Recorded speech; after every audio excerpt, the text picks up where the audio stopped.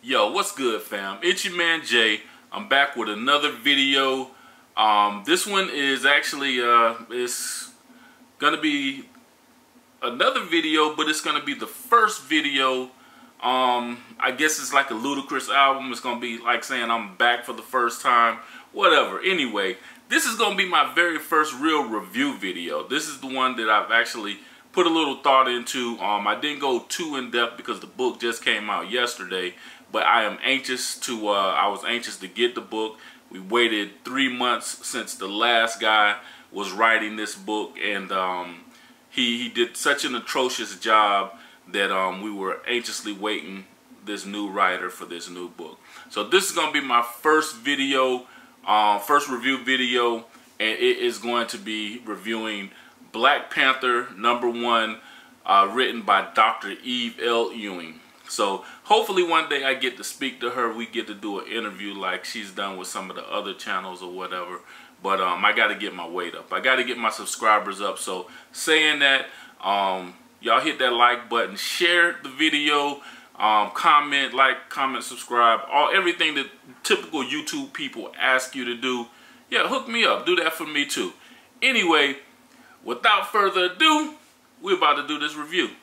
Let's get it!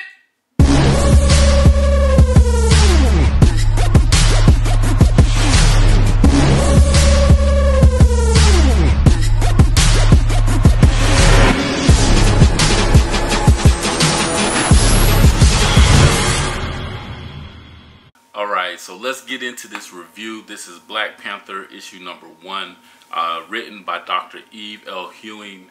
I don't know if you guys know who that is, but she's written for Ironheart, she's written for Champions, a couple other books that she's written for.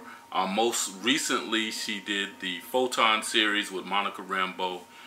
She's a great writer already in her own right, and she's come over to write some stuff in comics.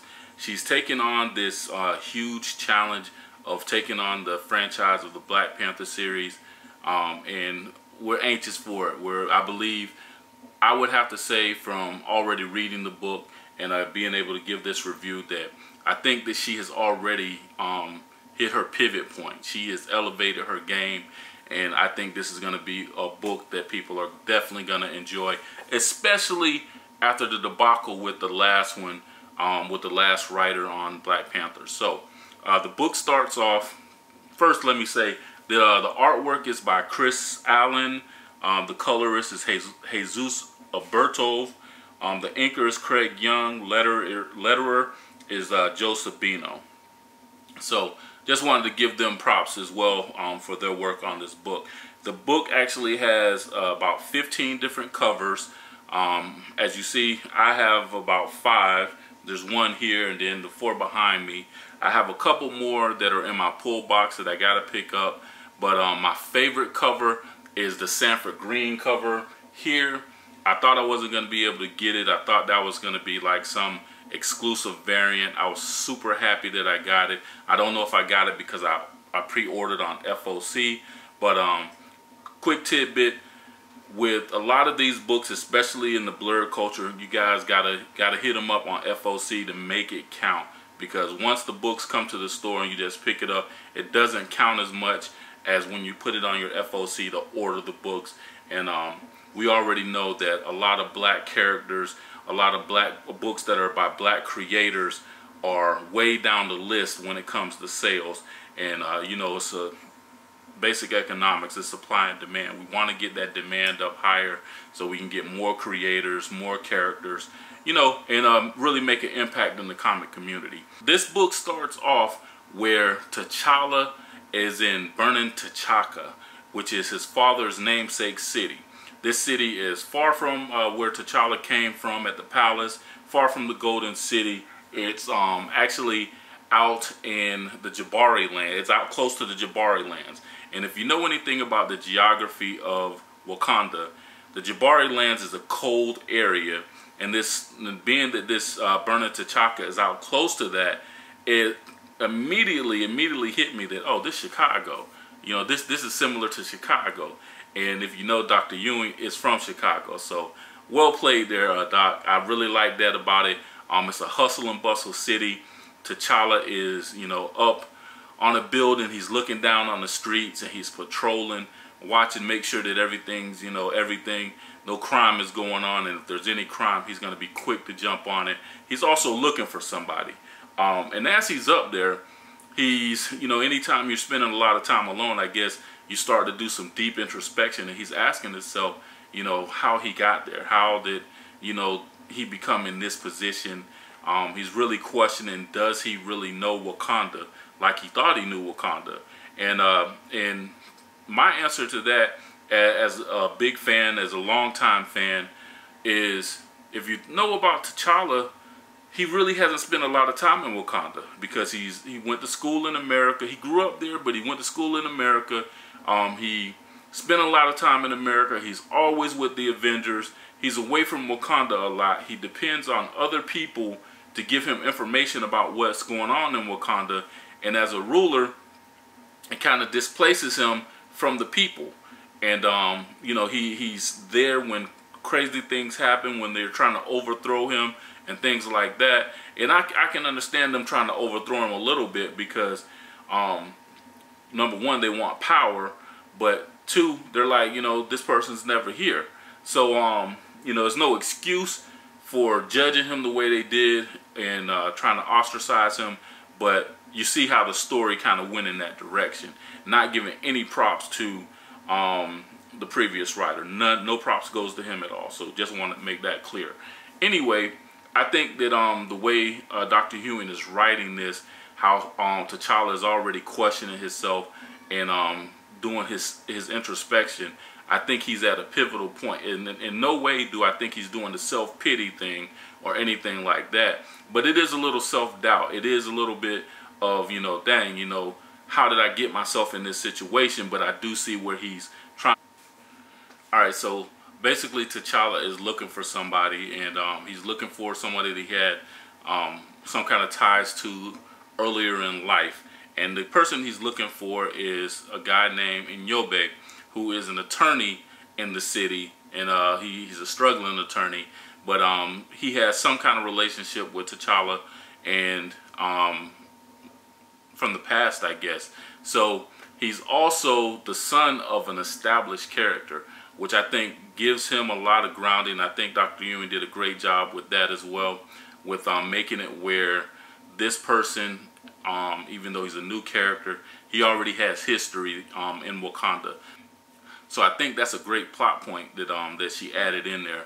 There's another new character, Besa, who is, I think that's not the way you would say the name, Besa. Let me look it up. Let's see. It's not going to tell me how to say it, but yeah, I would say it is Besa, who is a thief. She looks like she has superpowers. She's super sexy, and she has a run-in with another character, and she hasn't exactly met T'Challa yet. They haven't met head-to-head, so we're going to see what happens with that. The artwork is a great marriage that goes with the writing. And to me, I always say, you know, the best comic books are where the cover matches the great artwork inside, matches the great story that's being written. It doesn't all have to be the same, but as long as it kind of comes together. And I think that's what happened with this book. So on my scale of 1 to 5, I'm going to give you guys a synopsis of my scale when I write it down, so I can articulate it correctly to you guys. But on my scale of 1 to 5, that I would actually give this book a 4.5. I do believe Dr. Ewing has something here. She has, you know, she has the pulse of where this book needs to go, and I think it has a bright future. There's a lot of different things that that I have questions about that this book doesn't answer, that I think we're going to be looking for. One of the questions that, you know, that we're going to be asking is, does T'Challa still have the favor of Bast, and is he still the avatar of Bast? So we want to know that. Does he still have his powers? Does because there's a lot of things that happened in the previous series that would indicate that maybe he doesn't have his powers, and maybe that's why he was taking some L's. You know, which still is ludicrous to me, because without his powers, without T'Challa having his powers, you know, the herb, the power of the Black Panther flowing through him, he is still you know, able to kick somebody like Batman's ass. Just saying. So that's one of the things that I want to know. Will T'Challa regain the love and affection of the Dora Milaje? I believe that that's something that's gonna happen in the future, because they just completely destroyed that relationship, and that's something that the purpose of the Dora was to serve the king. So now I understand that, you know, things change, but that needs to be reestablished in my opinion. The other thing is, kind of going along with that, is will T'Challa also get a new love interest, since Storm basically said she was done, and she's moved on with a F&G. So she's got this new guy from NASA or whatever, and she said that, you know, she was done with T'Challa. So does T'Challa get a new love interest? Is he going to be dating somebody, or is he going to be in a situation where he's still trying to get himself together? Either way, like I said, the future is bright for this franchise.